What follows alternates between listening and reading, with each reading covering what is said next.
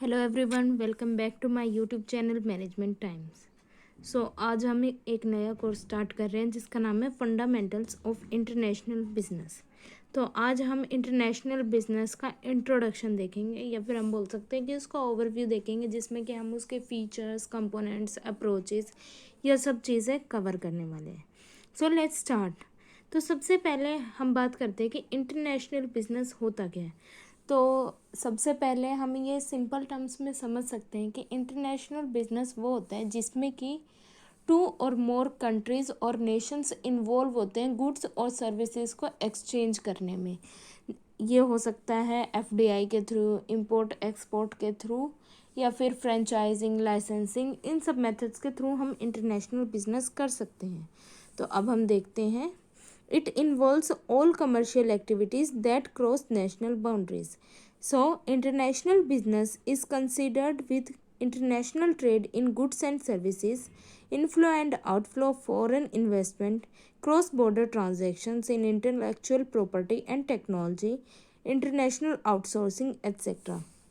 तो अगर हम इंटरनेशनल बिजनेस के बैकग्राउंड की बात करें तो उसमें हम ये देख सकते हैं कि जो इंटरनेशनल बिजनेस है वो पहले सिर्फ गुड्स में होता था, जिसमें कि इंपोर्ट और एक्सपोर्ट होता था।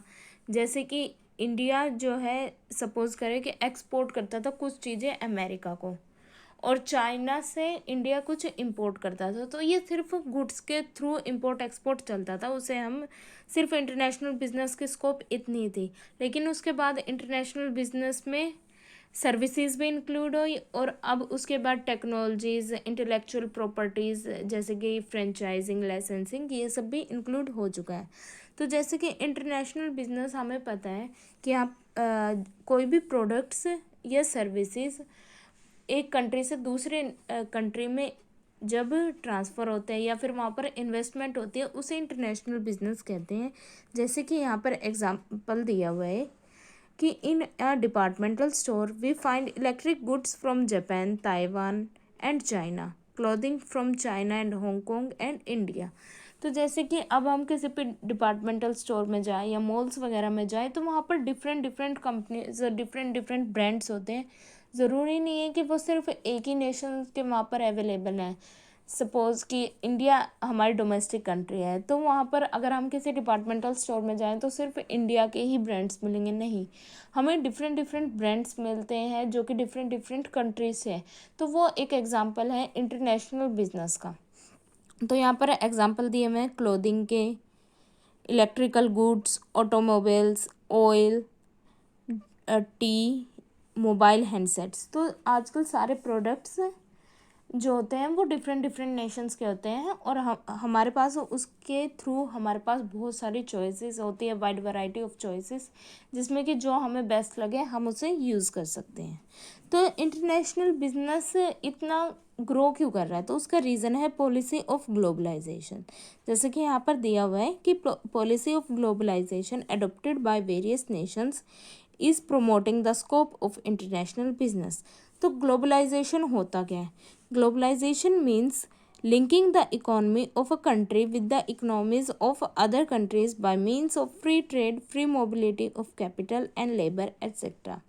तो ग्लोबलाइजेशन का सिंपल टर्म्स में मीनिंग है कि जब एक इकोनॉमी अपने जो इकोनॉमी को, एक कंट्री अपनी इकोनॉमी को ओपन कर देती है कि उसके साथ कोई भी जो ग्लोब में या वर्ल्ड में कोई भी कंट्री है उसके साथ ट्रेड कर सकती है, यानी कि वहाँ पर ना फ्री मोबिलिटी हो जाती है, और जो बैरियर्स वगैरह वो भी रिड्यूस हो जाते हैं या फिर ख़त्म कर दिए जाते हैं, जिसकी वजह से जो इंटरनेशनल बिजनेस है वो इजीली हो पाता है।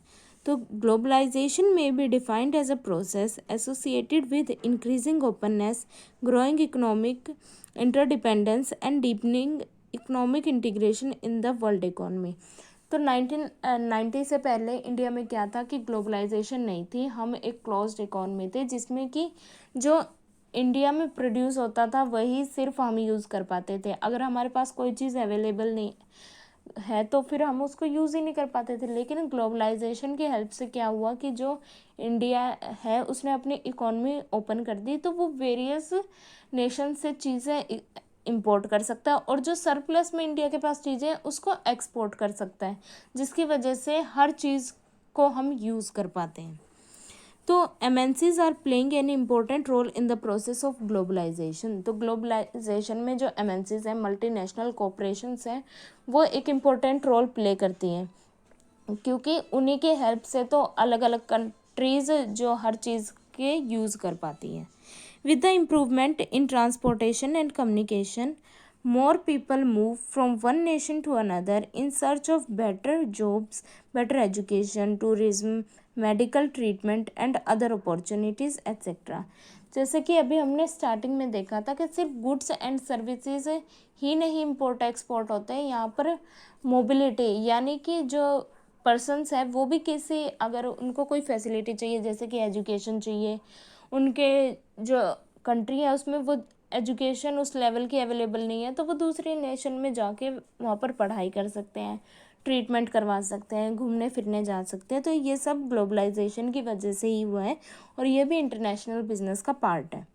International institution such as world trade organisation, united nation conference on trade and development, international monetary fund, world bank etcetera are promoting international business. तो जो इंटरनेशनल इंस्टीट्यूशंस हैं इनके थ्रू हम इंटरनेशनल बिजनेस इजीली कर सकते हैं। ये प्रमोट करते हैं एक हेल्दी इंटरनेशनल बिजनेस को ग्रो करने में या फिर उसको ऑपरेट करने में। ये डिफरेंट पॉलिसीज़ बनाते हैं जो कि हर कंपनी को, हर कंट्री को फॉलो करनी होती है अगर वो इंटरनेशनल बिजनेस में जा रहे हैं। तो इंटरनेशनल बिजनेस हम कैसे कर सकते हैं, उसमें एंट्री लेने के क्या मोड्स हैं? तो there are 3 modes for taking entry in international business. First is trade mode, second contractual entry mode and third is investment mode. तो ट्रेड मोड में क्या होता है? Export and import of goods and services. तो trade mode simple mode है, जैसे कि उसमें गुड्स एंड सर्विसेज को इम्पोर्ट एक्सपोर्ट किया जाता है। सेकेंड है कॉन्ट्रैक्चुअल एंट्री मोड, जिसमें कि जो भी इंटेंजिबल जो आइटम्स हैं उनके थ्रू हम इंटरनेशनल बिजनेस कर सकते हैं, जैसे कि पेटेंट्स, कॉपीराइट, टेक्नोलॉजी एट्सेट्रा। तो इसका एग्जांपल है फ्रेंचाइजिंग, लाइसेंसिंग वगैरह, कि हम अपने ब्रांड नेम को किसी और को दे देते हैं इन रिटर्न ऑफ रॉयल्टी और फीस। तो वो जो दूसरी जो नेशन के लोग हैं वो भी अपने नेशन में उस ब्रांड नेम को यूज़ करके बिजनेस कर सकते हैं। And third is investment mode, जिसमें कि आते हैं FDI यानी foreign direct investment, mergers, acquisitions, ये सब चीज़ें। So the main problems related to international business are cultural differences, language problem, exchange rate barriers, tariff and non-tariff barriers, higher country and political risk, etc. तो ये जो problems हैं associated with international business, अभी हम इनको आगे detail में देखेंगे। तो उससे पहले हम देख लेते हैं कि इंटरनेशनल बिजनेस की डेफिनेशंस क्या है। तो यहाँ पर 3 डेफिनेशंस हैं, आप उनमें से कोई भी लर्न कर सकते हैं एग्ज़ाम में लिखने के लिए। तो जैसे कि यहाँ पे हम देखते हैं, फर्स्ट जो डेफिनेशन है वो दी है रॉजर बेनेट ने। उन्होंने बोला है international business is concerned with international movement of goods, capital, services, employees and technology, importing and exporting, cross border transactions in intellectual property such as patents, trademark, know how, copyright etc. via licensing and franchising, investment in physical and financial assets in foreign countries, assembly of goods abroad for local sale or for export to other nations, buying and selling in foreign countries, establishment of foreign warehousing and distribution systems, import of goods from other country for local sale। तो इन्होंने बिल्कुल detail में समझा दिया कि international business होता क्या है। तो उसमें जो अभी तक हमने पढ़ा यही सब चीज़ें इंक्लूड है, जैसे कि मूवमेंट ऑफ गुड्स, कैपिटल और सर्विस, एम्प्लॉय एंड टेक्नोलॉजी होती है, इंपोर्टिंग एक्सपोर्टिंग होती है, फ्रेंचाइजिंग, लाइसेंसिंग वगैरह होती है, या फिर हम जो हमारे फिजिकल एसेट्स या फाइनेंशियल एसेट्स हैं उनमें इन्वेस्टमेंट करके भी इंटरनेशनल बिजनेस कर सकते हैं। तो यही सब इसमें बताया हुआ है। तो अब हम देख लेते हैं कि इंटरनेशनल बिजनेस के फीचर्स क्या हैं। तो फर्स्ट है integration of domestic economy with global economy. तो जो हमारी कंट्री की इकोनॉमी है उसको अदर कंट्रीज के इकोनॉमी या ग्लोबल इकोनॉमी के साथ इंटीग्रेट यानी जोड़ना। Second, opening up the economy to foreign capital, foreign technology and foreign competition. तो अपनी जो डोमेस्टिक कंट्री है उसकी इकोनॉमी को ओपन करना ताकि foreign investments, foreign technologies, foreign capital और फॉरेन कंपटीशन को हम प्रमोट कर पाएँ। Third is free world trade with liberalised approach towards export and imports, elimination of tariffs and quotas. इसका मतलब है कि जो भी वर्ल्ड ट्रेड हो रहा है या इंटरनेशनल बिजनेस हो रहा है उसमें से हम जो लिबरलाइज्ड अप्रोच थी अपनी उसको रिमूव करें, यानी जो भी tariff, non tariff barriers, Kota's हैं उनको रिमूव करें। Last is expansion of multinational corporations, जो हमारी एमएनसीज हैं उनको एक्सपेंड करें। So now the characteristics, elements or components of international business. Three of them are same. So first is free trade of goods and services. तो international business के through हम जो free trade है goods और services का उसको promote करते हैं। जो भी हमारे टैरिफ और नॉन टैरिफ बैरियर्स हैं उनको एलिमिनेट करते हैं और फ्री ट्रेड को प्रमोट करते हैं। Second is free movement of capital. तो जो भी हमारी जो फ्री मूवमेंट करवा सकते हैं हम कैपिटल के, जैसे कि फ़ॉरेन से कोई भी कैपिटल अगर हमारे पास आ रही है या फिर हमारी कंट्री का कोई पर्सन है, कोई बिजनेसमैन है, वो दूसरी कंट्री में अपनी कैपिटल इन्वेस्टमेंट करना चाहता है तो उसके लिए भी सारे जो बैरियर्स हैं वो रिमूव कर दिए जाएँ। And third is free movement of labour. तो जो हमारे जो इंडियन लोग हैं वो दूसरी कंट्रीज़ में जाके काम कर सकते हैं, या फिर जो दूसरी कंट्री के लोग इंडिया में आके काम करना चाहते हैं उन्हें भी हम परमिशन दे कि यहाँ पर वो काम कर सकते हैं। तो free movement of labour. Now the types of international business और we can say approaches to international business. तो क्या अप्रोचेस या क्या टाइप्स हैं इंटरनेशनल बिजनेस करने के। फर्स्ट है international trade. So it includes one country exports its surplus production to other nations, or the exports can be in the form of direct export, indirect export और counter trade। तो international trade क्या है कि जो भी हमारे goods और services हैं हम उनको एक्सपोर्ट करें। तो एक्सपोर्ट भी थ्री टाइप के होते हैं। First is direct export, second indirect export and third counter trade agreement. तो डायरेक्ट एक्सपोर्ट होता है कि जो कंपनीज़ हैं वो अपने जो प्रोडक्ट्स हैं उनको डायरेक्ट सेल करते हैं दूसरी कंट्री में, जो हमारे एंड कंज्यूमर्स हैं उनको अपने एजेंट्स के थ्रू। तो अगर हम इसको सिंपल टर्म्स में समझें कि एक एक्सपोर्टर है इंडिया में, तो जो उसका एजेंट है दूसरे नेशन में उसके थ्रू वो एंड कंज्यूमर्स को अपने प्रोडक्ट्स प्रोवाइड करवाएं। Second is indirect export. Indirect export में क्या होता है कि जो एक्सपोर्टर होता है वो अपने गुड्स प्रोवाइड करवा देता है डिस्ट्रीब्यूटर्स को, मिडल मैन को, मार्केटिंग इंटरमीडियरीज को, जो आगे फर्दर सेल करते हैं फिर दूसरे नेशंस में। तो ये जो इनडायरेक्ट एक्सपोर्ट होता है ये मिडल मैन्स के थ्रू होता है। And third is counter trade agreement. तो काउंटर ट्रेड एग्रीमेंट क्या होता है, a nation imports from another country on the condition that the other country will also import products of the same value from the first country. तो इसको हम एक example के साथ समझते हैं कि इंडिया है अगर, तो अगर वो अपने गुड एक्सपोर्ट कर रहा है दूसरी कंट्री को, जैसे कि यूएसए को, तो यूएसए इस कंडीशन पर इंपोर्ट करेगा इंडिया के प्रोडक्ट्स को कि फ्यूचर में जो इंडिया है उसको भी यूएसए से सेम वैल्यू के प्रोडक्ट्स इंपोर्ट करने पड़ेंगे। तो इसे बोलते हैं हम काउंटर ट्रेड। इसमें फॉरेन एक्सचेंज इंक्लूड नहीं होता है। Now the second one is technological collaboration or joint venture.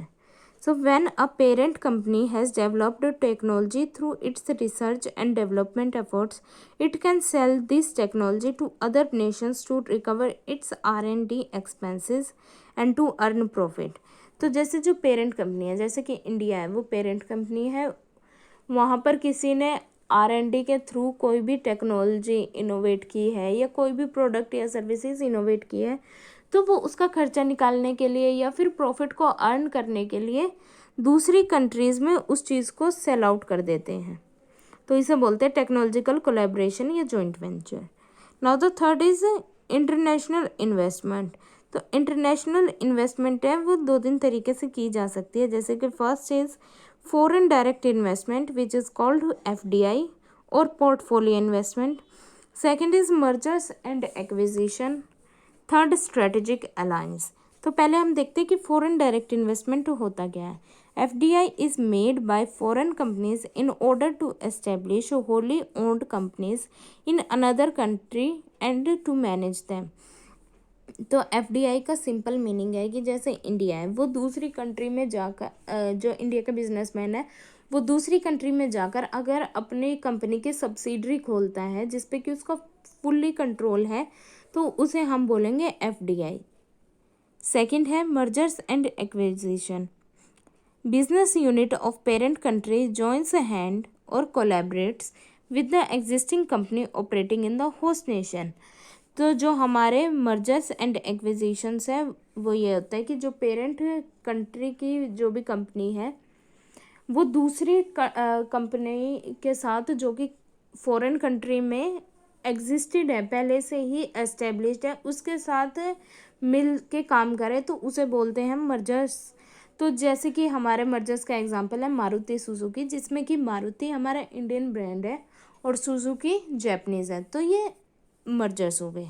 और एक्विजिशन क्या होता है कि एक्विजिशन होता है कि जो हमारे जैसे कि डोमेस्टिक फर्म है, जैसे कि इंडिया के कोई फर्म है उसने फॉरेन की किसी फर्म को एक्वायर कर लिया, यानी मोस्ट ऑफ द शेयर्स हमारे इंडिया की कंपनी के पास है, तो उसे बोलते हैं एक्विजिशन, एक्वायर करना किसी कंपनी को।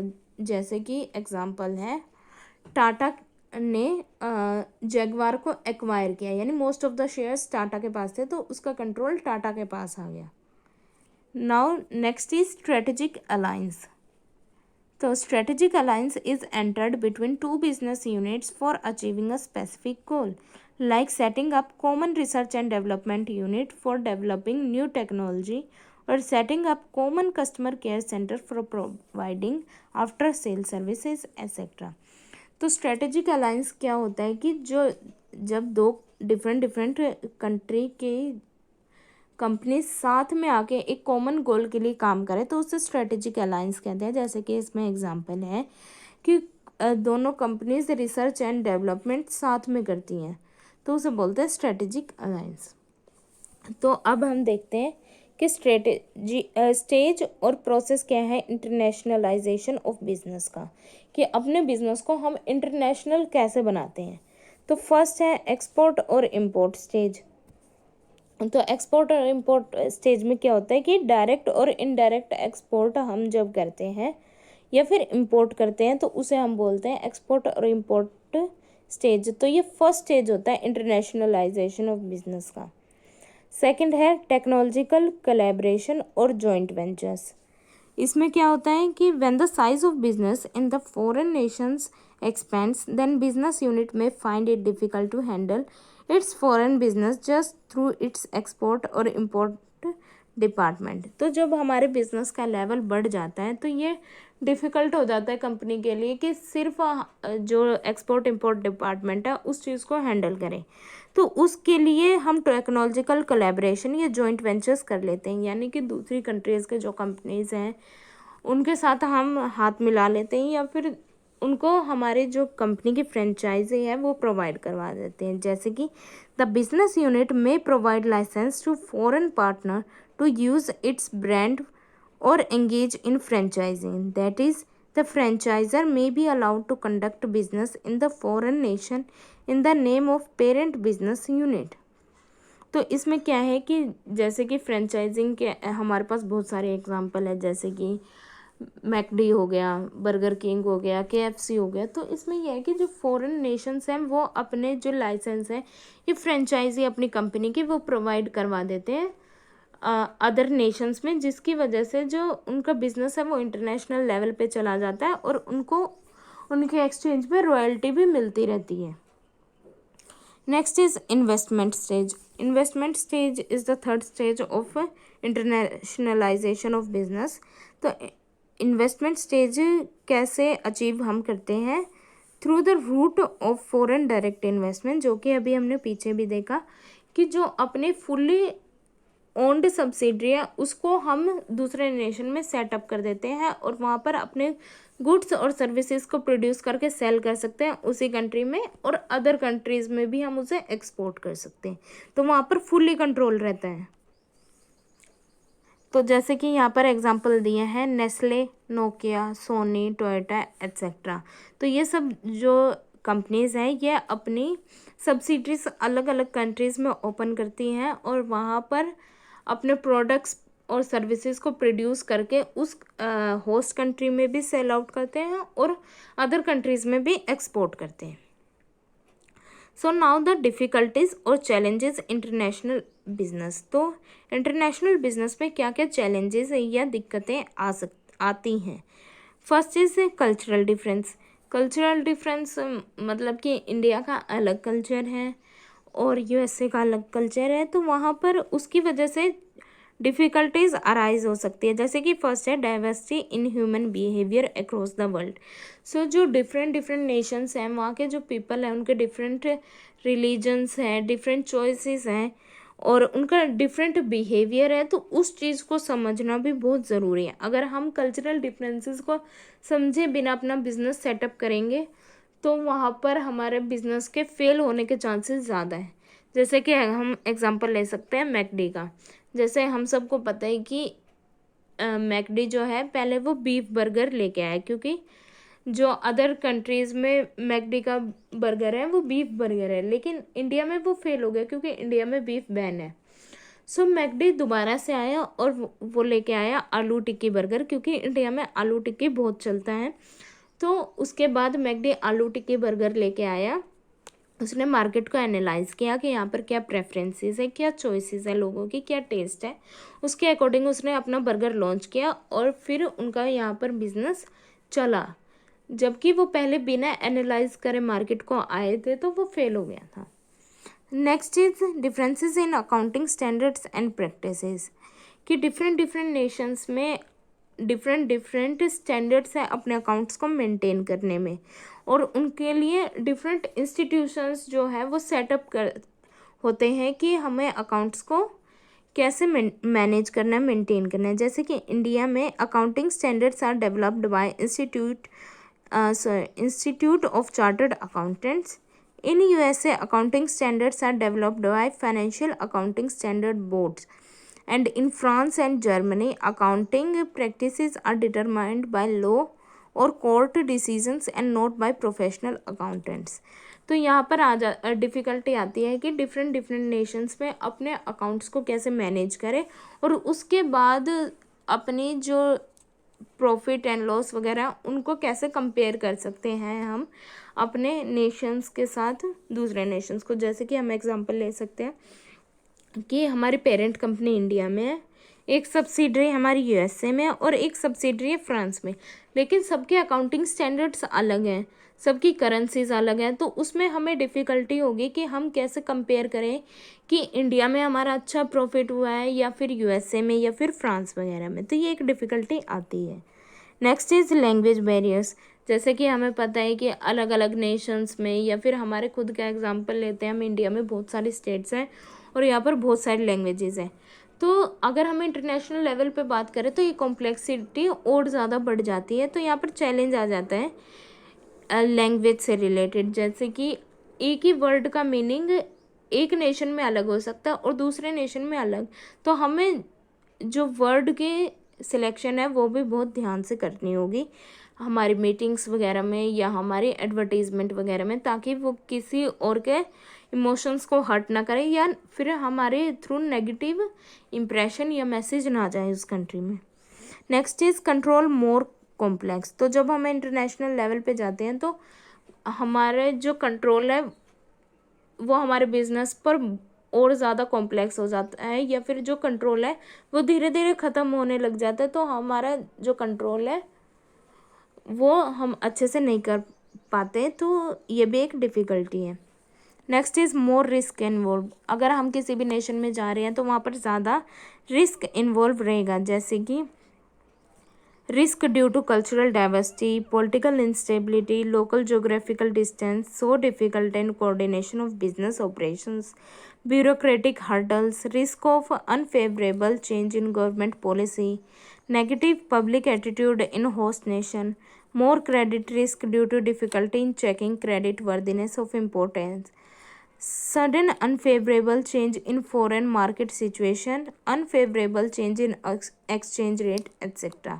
तो जब हम अपनी डोमेस्टिक कंट्री में कोई भी काम कर रहे होते हैं तो वो इजी होता है as compare to international business, क्योंकि वहाँ पर डिफरेंट डिफरेंट नेशंस इन्वॉल्व हो जाते हैं और उनके डिफरेंट रूल्स एंड रेगुलेशंस होंगे, डिफरेंट करेंसीज हैं, तो डिफरेंट करेंसीज की वजह से फ्लक्चुएशंस का रिस्क बहुत ज़्यादा, तो ये कुछ रिस्क हैं जिसकी वजह से हमारा बिजनेस फेल भी हो सकता है। तो हमें इन सब चीज़ों का ध्यान रखना है और इन सब डिफ़िकल्टीज से ओवरकम करना है।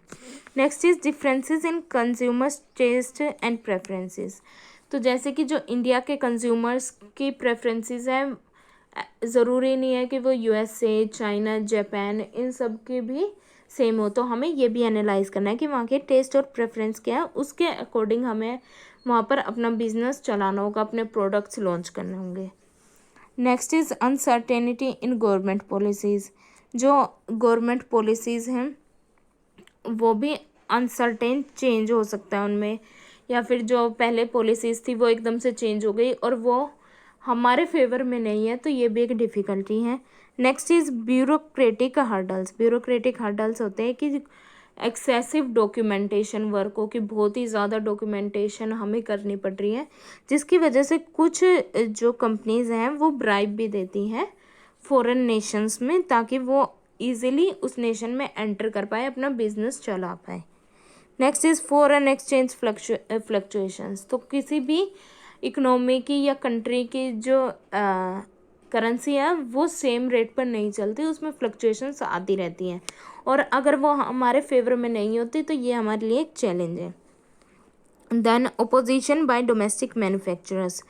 तो जैसे कि अगर हम इंडिया अपना प्रोडक्ट एक्सपोर्ट कर रहे हैं यूएसए में, तो यूएसए के जो लोकल मैन्युफैक्चरर्स हैं वो ओपोजिशन कर सकते हैं कि हम यहाँ पर उनका प्रोडक्ट्स नहीं चलने देंगे या फिर हमारा ही प्रोडक्ट बिकना चाहिए, तो ये भी एक चैलेंज है।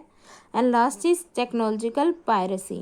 टेक्नोलॉजिकल पायरेसी का मतलब कि जो हमारे पास टेक्नोलॉजी है वो जो फॉरेन नेशन है उसने कॉपी कर ली यानी चुरा ली, तो वो अपने डुप्लीकेट टेक्नोलॉजी उन्होंने वहाँ पे डेवलप कर ली और वहाँ पर अपने गुड्स और सर्विसेज प्रोड्यूस कर रहे हैं, या फिर टेक्नोलॉजी वो वहाँ पर सेल आउट कर रहे हैं, सॉफ्टवेयर्स हमारे कॉपी के सेल आउट कर रहे हैं, तो जिसकी वजह से हम इंटरनेशनल बिजनेस में या उस कंट्री में एंटर नहीं कर सकते। So that's all for today. अगर आपको वीडियो अच्छी लगी तो please like and share and subscribe my channel. Thank you.